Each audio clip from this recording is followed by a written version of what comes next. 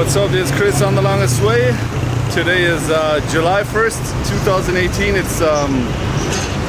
It's exactly 2 years, well, plus 1 day, since I left China for Kazakhstan. I stepped over the border on June 30th, 2016.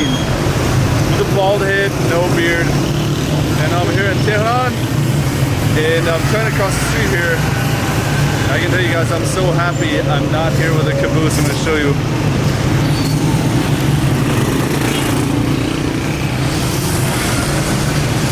I mean, it's a one-way street, but that doesn't matter.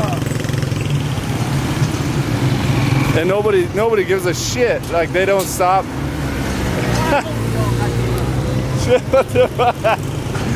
It's like Frogger.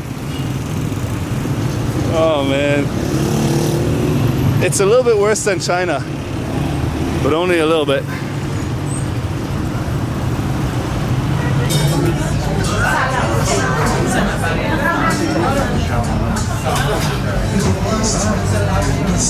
Came to this restaurant here that I'd seen on Karavanistan, and it is cool. And the food I don't know yet, but it looks good. Chicken and I don't know, potatoes, rice. This is so much different than walking. I feel like an imposter. Living the good life of the imposter.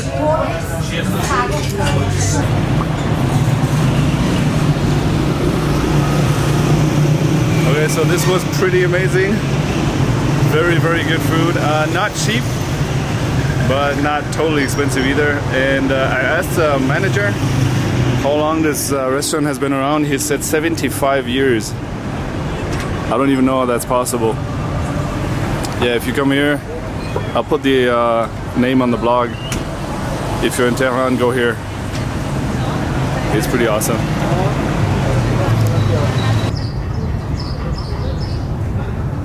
This is where Tehran is different than other cities.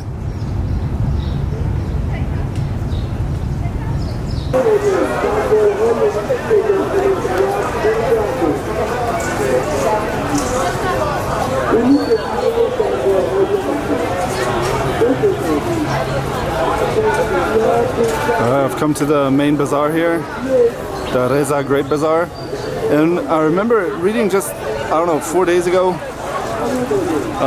in the news that the bazaar was closed because the vendors, they're on strike.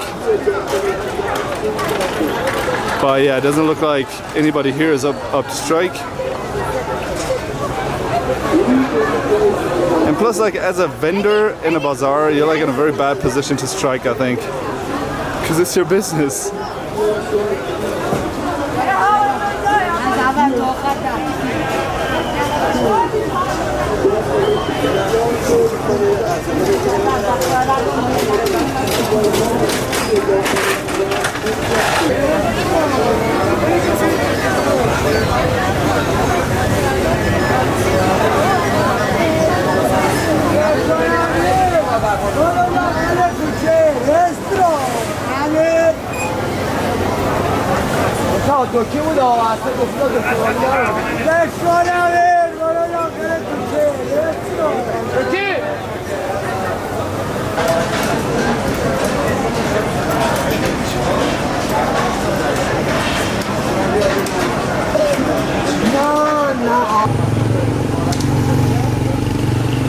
I'm looking for the Golestan Palace, and stumbled across this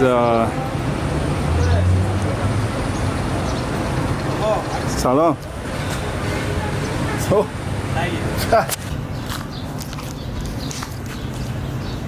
okay, that was interesting.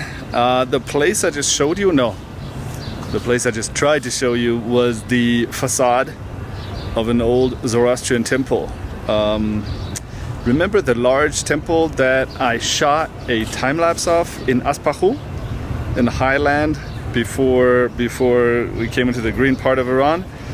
is sort of the same thing, Zoroastrian. And here in Tehran, there was this little temple, and apparently it's just a facade, because just as I was filming, a dude saw me from the street and called another dude across the street. I couldn't understand it, but he was clearly calling someone, and then that dude came out from besides the Zoroastrian temple and told me not to film, and I said, why? And he said, well, because it's a police station. So apparently what happened, or what must have happened, was that there used to be a Zoroastrian temple there, but then they decided to hollow it out and make a police station in there. Seems brutal, but it's not something that doesn't ever happen anywhere, so yeah, I guess it's just the way it goes. And I'm here now in the Golestan Palace area. This used to be the official palace of the Shah, like he lives in the, where he comes here to do business in the center of the city, to do like coronations or receive foreign dignitaries.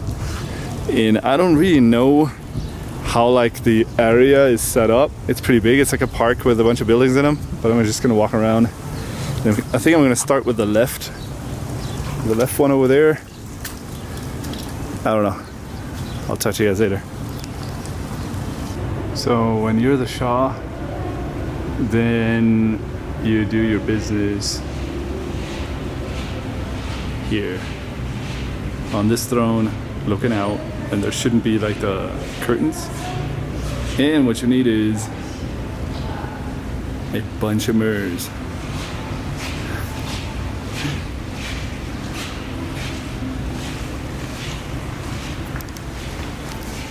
So that's nice. But you might have noticed one thing is wrong. There's no chandelier. How can there not be a chandelier, dude? That shot's messed up.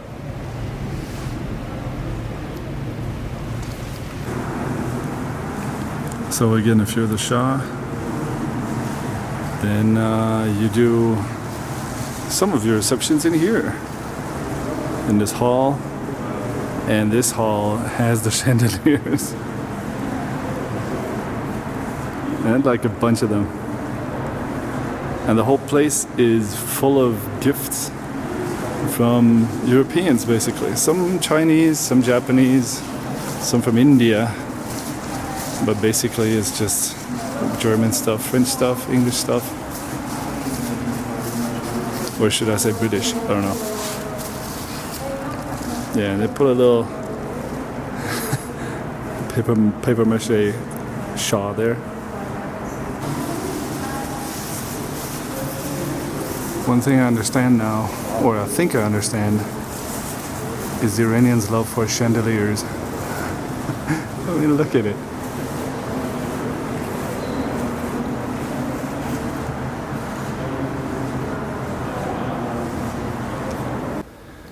It seems clear now that not only chandeliers are important, but also mirrors. And not just like that one. The whole walls should be comprised of thousands of little mirrors. And then it's good. Of course, you still need a chandelier.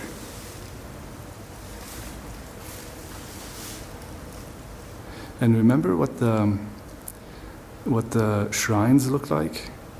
They had the same mirrored walls, everything shiny, just that here the roof is flat, and in a shrine there will be a dome. Okay, so I don't know if you guys have ever played Prince of Persia, and not just watch the stupid movie, but played the game. It was hypnotizing and it was terrifying when I was little, but here, this is the first time in Iran that I'm reminded of that game. The different levels here, the design, well, not the clock tower there, but I mean, look here, you can imagine the little prince, you know, and you gotta go down, down, down, down, down, and there's Zafar. Maybe he's here in like this hall. And then you can't kill Safar, but you have to let him fall, I think, if I remember correctly. Poor Zafar.